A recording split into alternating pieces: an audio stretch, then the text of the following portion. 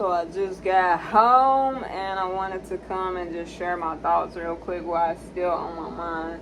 It's actually been heavy on my mind. I just got done doing my second workout, walking outside. I'm doing my third 75 hard challenge just to kind of feel people in, because it's been a minute. What's going on? It's Ish. Y'all tuning in to ITTV TV. It's been like 3 or 4 months since I posted a video, and so much has happened since then.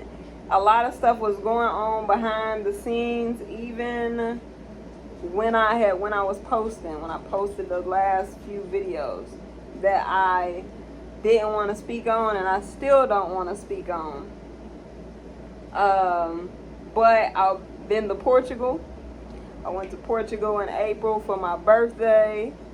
I finished the rough draft, the final rough draft, in my opinion, of my autobiography. The only thing that I'm missing is like images and getting it fully formatted into book form. What else has happened?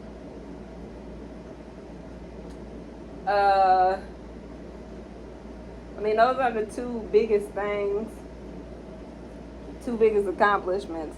My goal to move has still not happened yet. That's still number one for 2025, is to fucking move. I started doing open mic poetry, so if you guys want to follow me, if you want to hear some poetry, follow me on Instagram at Ish, ISHA _TAYLOR 321.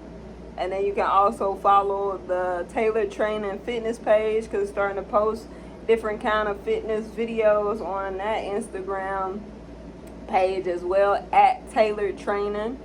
And you can follow the Tailored Training YouTube page, which I need to upload a YouTube video for. That's Tailored Training Media over there. So what was on my mind, right? So, see, today is Tuesday. Sunday, the other day, I had a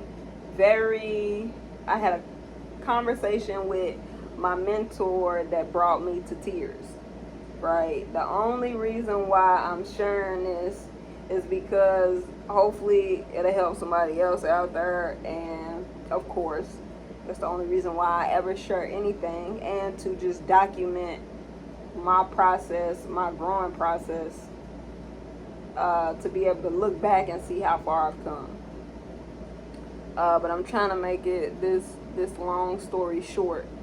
But I had a emotional conversation with my mentor that brought me to tears, and we was talking about my childhood. And she hit dead on the head without me having to say anything, right?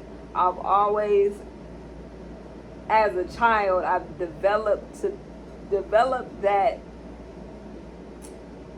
trait or skill of, I don't even know if it's a skill, but it's definitely a trait, characteristic of learning as much as I can, learning as much as I possibly can, even if it doesn't come out looking professional, right? Like video editing, drawing, making beats, playing music, fixing on my car.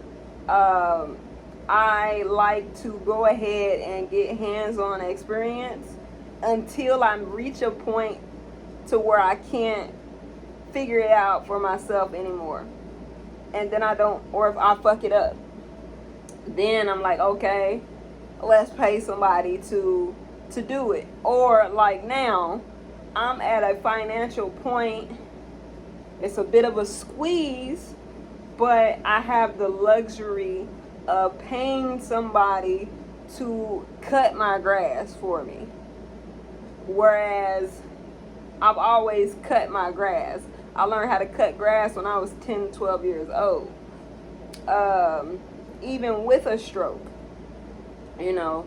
And she hit on the head of the reason why I've done that. And it's because my environment as a child, being a stroke survivor, coming from a background of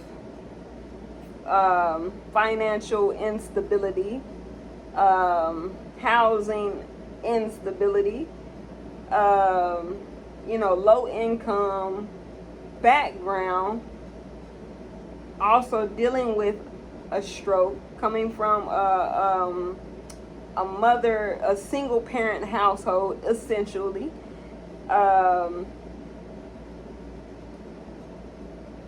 I took on the mentality of nobody is going to come and save me. And when she hit that on the head, I just, oh my God, I just started crying, and she was like, it sounds like there's fear behind being by myself. And, I had to think about it, right? So this happened Sunday. Our conversation happened Sunday. I had Monday to think about it, and I talked to my AG about our conversation as well. And then I've had today, up until now, and of today to think about that. And I'm like, no, it's not that.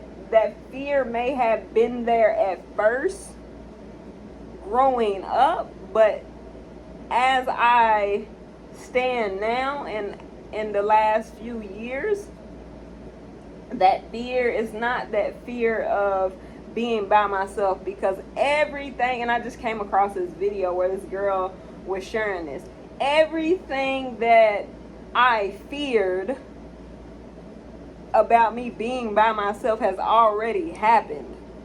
So I don't fear being by myself. What I'm working on right now is not the fear of being by myself. It's the fear of letting people in without how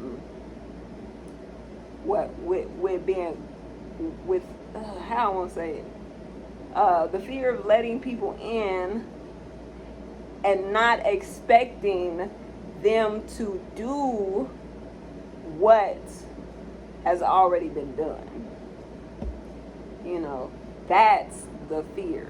The fear of letting someone in and being hurt the same way as I was in the past. That's what I'm working on now.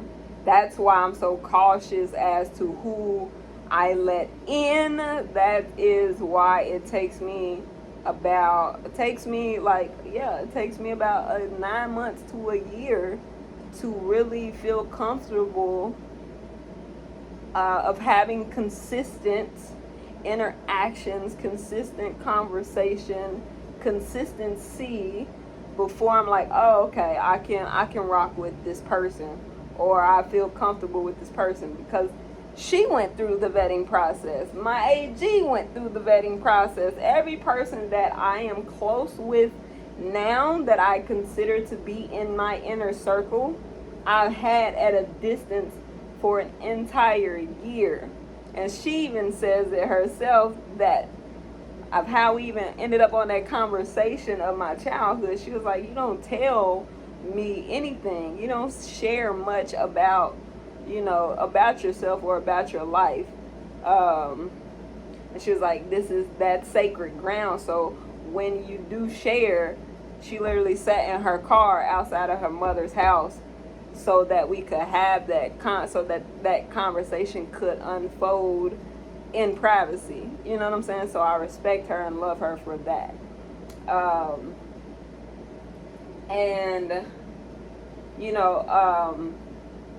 What I've learned with my journey, and I knew this at first, but it was the second piece that really had to sink in, right? along my journey, I've learned that you give what you want to receive, right? But the second piece where I fucked up and fumbled at is the fact that you give what you want to receive, but you gotta give it to yourself first. You gotta give it to yourself first and in abundance before you can give it to somebody else. Like, it's like the law or a rule of don't buy anything if you can't buy it 3 times, right? If I can't give you money, give 3 people the same amount of money 3 times and not need or want it back, I'm not giving it at all, right? Me, I'm very loving, I'm a very giving person, so my thing is love, right?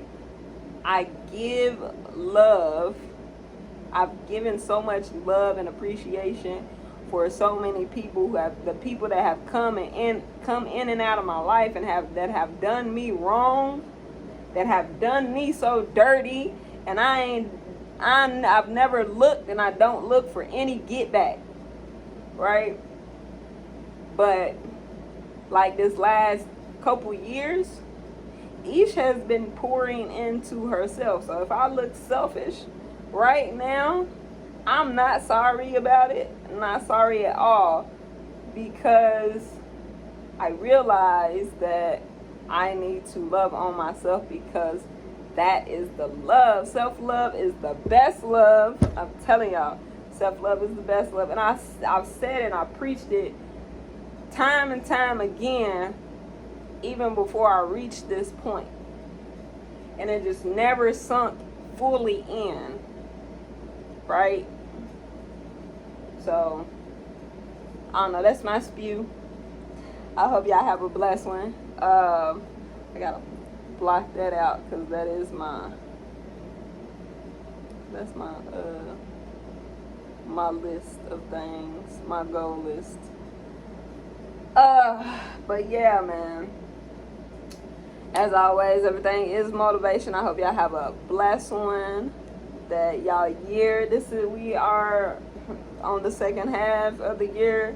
I hope y'all year is going phenomenal. I hope it's going the way y'all planned it, or at least wrote out some goals to get there. But see y'all on the next one.